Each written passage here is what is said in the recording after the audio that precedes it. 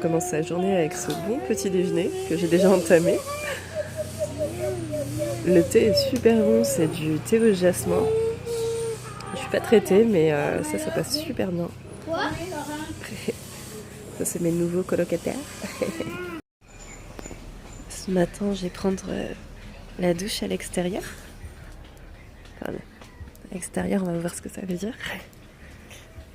C'est trop cool, j'aime bien l'ambiance ici, ça me fait penser au nord de l'Australie, à Darwin, quand j'y étais allée à l'époque. Un peu bush. Je crois que c'est là. C'est cool. Regardez ça. Toute cette verdure, c'est trop joli. Bien, on va voir par là qu'est-ce que c'est.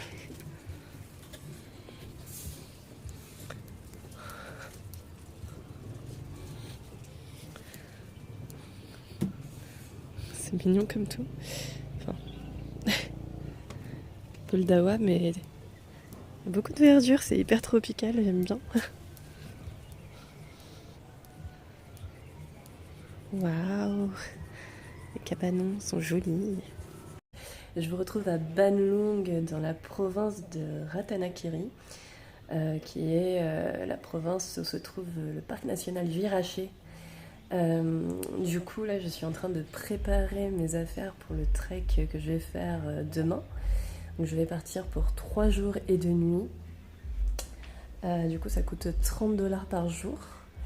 Apparemment, ça fait partie des tarifs les moins chers au monde, donc c'est plutôt cool.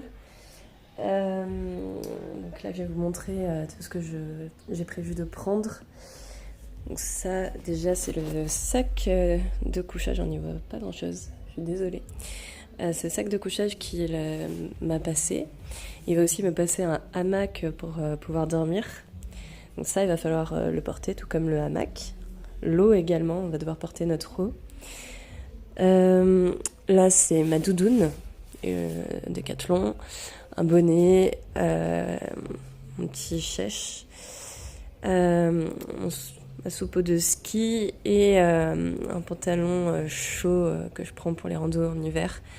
Donc ça va être ma tenue pour dormir parce qu'il va faire 16 degrés la nuit et comme je suis hyper frileuse, j'ai vraiment envie de pouvoir dormir, donc je pense que c'est nécessaire. Je vais prendre mes culottes de règles parce que comme j'ai de la chance, ça va tomber en plein là-dedans. Je commence déjà à avoir mal au téton, donc je pense que je ne vais pas y échapper pendant ce trek. Mes 2 sarouels, 2 débardeurs. Donc là, il y a mon drone, là, il y a la télécommande du drone, là, mon appareil photo qui est monté avec un 50 mm et là, c'est mon 16 mm à l'intérieur. Et comme je vais sûrement avoir envie de prendre des photos de nuit, vu qu'on va être au milieu de nulle part. Même si j'ai pas pris de trépied. Je pense que ça va être bien d'avoir le 16 mm quand même. Petite pochette étanche pour le téléphone au cas où. Mes 2 batteries externes pour recharger mon téléphone parce que je pense pas que je vais pouvoir le recharger autrement. Mon dentifrice, mon déodorant, ma brosse à dents, l'anti-moustique, la crème solaire, mon maillot de règle, maillot normal et ma serviette pour me sécher. Voilà, du coup, je pense que j'aimerais bien arriver à prendre tout ça. Après, j'ai pas envie de déconner au niveau du poids parce que je suis vraiment pas du tout en mode sportif pour l'instant. Là, après la saison des mariages, c'est un carnage. J'ai passé forcément, comme à chaque fois, ma saison à retoucher. Et du coup, j'ai plus de muscles, j'ai plus de cardio. C'est un délire à chaque fois. Donc je sais que je vais en chier complètement.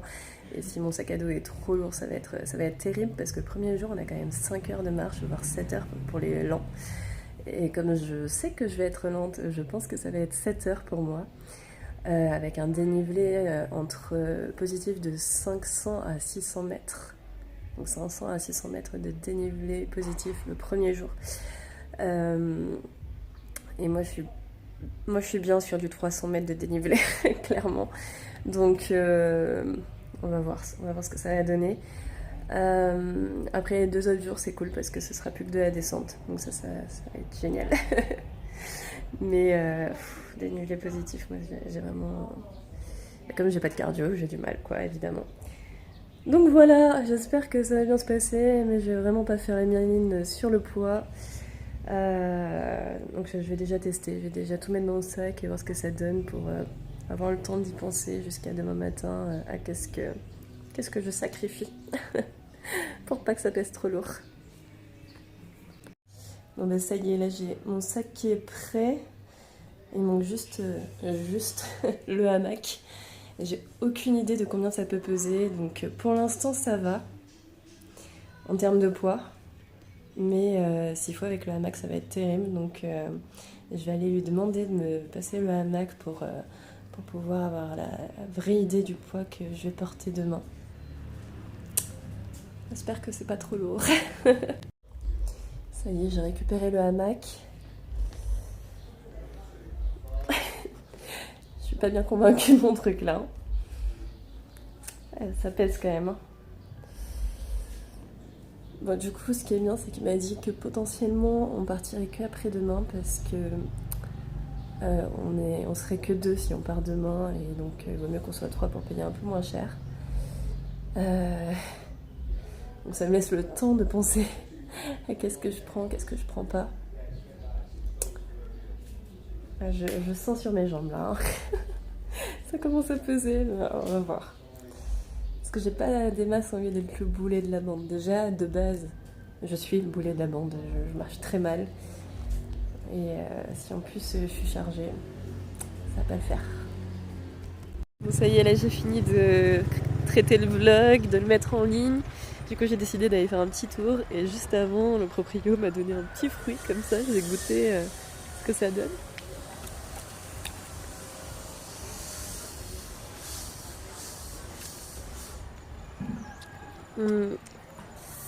Pas mauvais, ça ressemble à la pomme. Juste un peu âpre. Mais c'est pas spécialement dérangeant. C'est plutôt cool. C'est mignon hein, comme fruit. Regardez à l'intérieur. Ah, c'est chouette. Je voulais vous parler un petit peu de la nuit que j'ai passée. C'était vraiment pas terrible parce que il y avait un groupe il y avait un groupe d'anglais très éméché qui a mis la musique à donf jusqu'à minuit passé. Donc déjà jusqu'à cette heure-ci, c'était compliqué parce que mine de rien, les chambres elles sont pas du tout isolées. C'est vraiment assez sommaire comme habitation. Et normalement ça va, j'ai pas de mal avec le bruit, mais là vraiment j'avais l'impression que c'était juste à côté de moi, c'était abusé. Et apparemment les Anglais semblent avoir cette réputation d'alcooliques bruyants parce que la mère australienne qui était avec nous, avec qui j'étais surtout, qui arrêtait pas de me dire yes, English, yes. That's English. Donc ça avait l'air vraiment d'être de notoriété publique. J'étais pas du tout au courant de cette réputation. C'était assez drôle. Et après en fait, vers 5h30 du mat, c'est le chien qui a pris le relais. Mais il s'est pas mis à aboyer genre 5 minutes. Non, ça a duré une demi-heure. J'ai cru que j'allais le tuer ce chien. Et sinon après... entre ces 2 heures-là, c'était sympa. On entendait juste le chant des coqs, mais très loin. Donc c'était, je sais pas, ça allait bien dans le décor, ça passait bien. Ça empêchait pas de dormir, ça, pour le coup. Voilà. Hier, le propriétaire m'a fait changer ma réservation sur Booking pour juste une nuit. Il m'a dit comme ça, tu réserves le reste directement avec moi. Et tu payes que les nuits où t'es là et pas les nuits où t'es en trek, donc c'est plutôt cool. Donc en fait, ça revient vraiment à 2$ la nuit, c'est impressionnant quoi, ça coûte rien. Et du coup, je pense que les Anglais, ils ont trouvé leur spot quoi. En fait, c'est-à-dire que si tu fais pas de trek, t'as trouvé un endroit où tu loges pour 2$ et tu manges pour 2$ aussi, enfin 2,50$. Le petit déj et 2,50$ au dîner. Donc bon, t'as pas le choix du menu évidemment, mais bon, c'est bien quoi. Ça te fait des vacances pour pas cher. Mais c'est pas trop le délire du coin, quoi. C'était un peu deg de les avoir, je dois dire. Bref, c'est comme ça, c'est les joies du voyage. Sinon, je pensais faire le trek demain, mais il est en train de... Enfin, il m'a expliqué que potentiellement on le ferait plutôt après-demain parce qu'on n'est peut-être pas assez pour le faire. Et que du coup, enfin, pas qu'on n'est pas assez, mais ce serait plus intéressant en termes de tarifs de le faire à plus. Genre là, on serait que 2 et après-demain, on serait potentiellement 3. Donc ce serait déjà mieux. Et voilà. Et sinon, bah oui, hein, ça s'est bien confirmé. Là, j'ai rencontré d'autres Australiens et ils sont vraiment... Hello. Hello. Et ils sont vraiment... Enfin, j'ai vraiment beaucoup plus de facilité à les comprendre que les autres anglophones. C'est vraiment la vie pour moi. Je suis là, ah là là, je comprends trop bien, je me sens bilingue. Donc c'est bien ça le truc. Bon voilà, donc, du coup il va falloir que je refasse ma com pour avoir plutôt des clients australiens. Alors, je sais pas, je trouve qu'il n'y a pas beaucoup d'Australiens qui viennent se marier en France. Ils viennent plus en Asie. En même temps c'est le bout du monde la France pour eux. Donc voilà pour ce petit débrief. Ce soir, il va y avoir donc de nouvelles personnes qui vont arriver. On va partager le repas. On va aller se coucher. J'espère que je vais pouvoir passer une vraie nuit parce que là, j'ai l'impression d'avoir vu les sacs des Anglais prêts. Je pense qu'ils vont partir. Enfin, j'espère. Je croise les doigts parce que c'était vraiment pas cool hier ça. Voilà, on y croit. Ça promet d'être une meilleure nuit. Sur ce, je vous dis à tout à l'heure. Je suis en train de marcher sur une piste en terre, mais bien pentue. Oh, mais je vais avoir une belle vue là. Cool.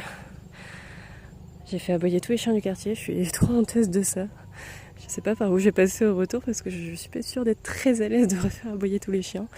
Je verrai. D'ailleurs, en parlant d'accent, hier j'ai rencontré des Français et ils me disaient c'est marrant à Nice, vous avez pas d'accent. Et du coup je me faisais la réflexion, oui c'est vrai qu'on me le dit souvent que j'ai pas d'accent.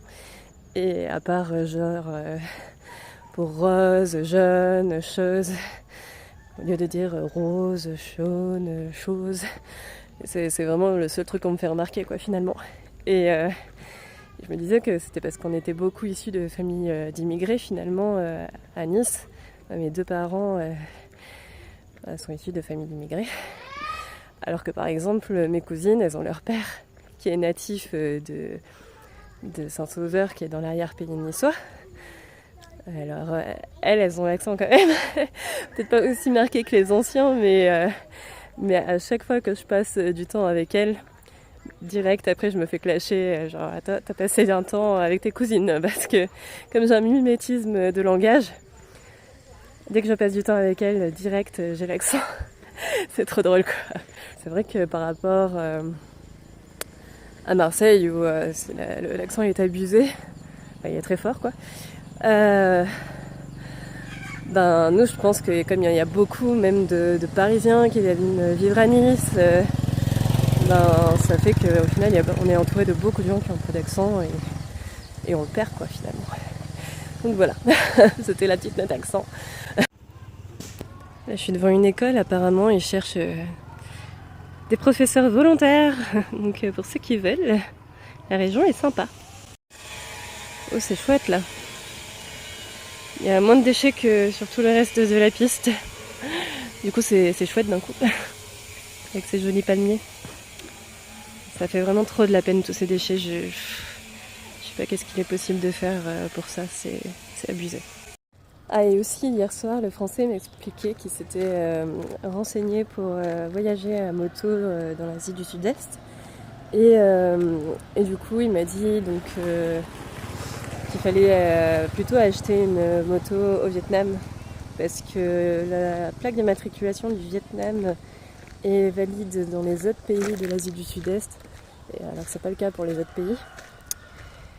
Et donc ça m'arrange pas du tout parce que j'ai plutôt prévu de finir par le Vietnam et pas de commencer par le Vietnam. Là il fait hyper froid dans le nord, il pleut, j'entendais des Français qui disaient qu'ils étaient montés pour voir un paysage et ils ne voyaient pas à 2 mètres tellement il y avait du brouillard et de la pluie.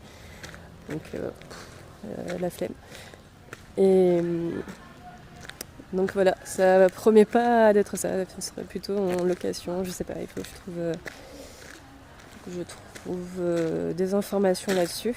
Bon après si je le fais pas en moto, c'est pas grave.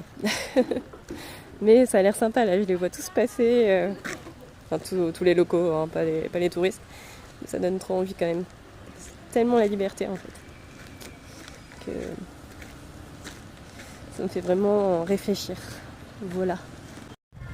Bon c'est cool, j'ai pas eu à revenir sur mes pas et j'ai pas eu à refaire aboyer les chiens dans tout le quartier. Là je vais arriver par là on est arrivé hier avec le tuk-tuk. Ça c'est plutôt cool.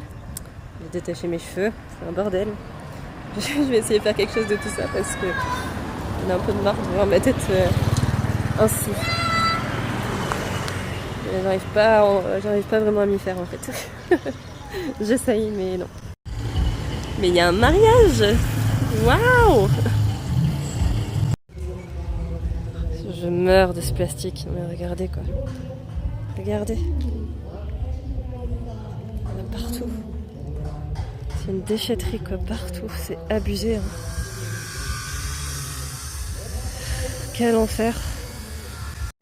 Ils ont plein d'arbres fruitiers. Là, on peut voir qu'ils ont un arbre à avocat. Et là, ils ont un arbre qui ressemble un peu à notre cerisier.